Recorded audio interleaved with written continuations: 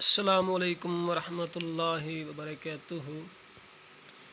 میں نے بتایا تھا کہ علم لینڈ ریکارڈ میں پہلے نمبر پہ السلام علیکم، اس کے بعد علم لینڈ ریکارڈ یوٹیوب میں خوش آمدید۔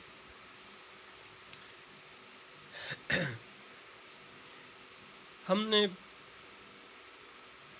آج علی مثال طور ایک وارث کی وراثت کرنی ہے، یعنی کہ مثال طور لے لیا علی کوئی بھی ہو سکتا ہے، اور اس کے پاس 150 روپے کی رقم ہے،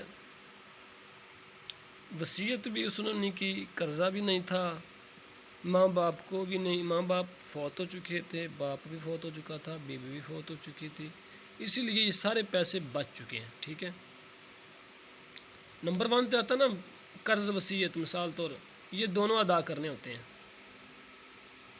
یعنی کہ وصیت 3% تک انسان کر سکتا ہے، تیسرے حصے سے زائد وصیت بھی نہیں کر سکتا۔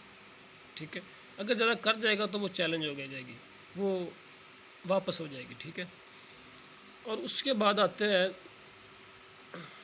بقایا رقم، مثال طور 150 روپیہ پورا ہی بچ گیا، کسی کو ملا ہی نہیں۔ ٹھیک ہے، اور اس کے بعد آ جاتی ہے اولاد تو ہے نہیں، اسی لیے یہ حصہ لکھا ہوا ہے ماں کا 1/3، باپ کا 1/3، بیوی کا 1/4۔ یہ اولاد نہیں ہے، اسی لیے یہ اتنا حصہ ہے، لیکن زندہ ہی نہیں ہے، اس کو ملا ہی نہیں۔ ٹھیک ہے، اولاد بھی نہیں ہے، ماں باپ بھی نہیں ہے، بیوی بھی نہیں ہے، اولاد بھی نہیں ہے۔ ٹھیک ہے، اگر ماں باپ بیوی نہ ہو تو اولاد بھی نہ ہو، اولاد کو ملتا ہے، اولاد کو تو ملنا تھا لیکن اولاد نہیں ہے، اسی لیے یہ بہن بھائیوں میں جائے گا۔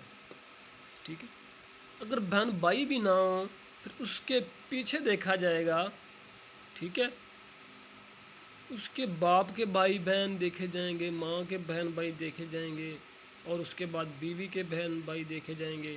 اگر کوئی وارث نہیں ملتا تو پھر یہ حکومت کے خزانے میں چلی جاتی ہے۔ ٹھیک ہے،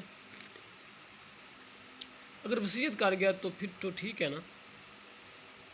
اس کے بھائی 2 بھائی ہیں، ایک مثال طور 2 بھائی ہیں، اس کے پاس 150 روپیہ تھا اور 2 بھائیوں کو 75 روپے مل گئے۔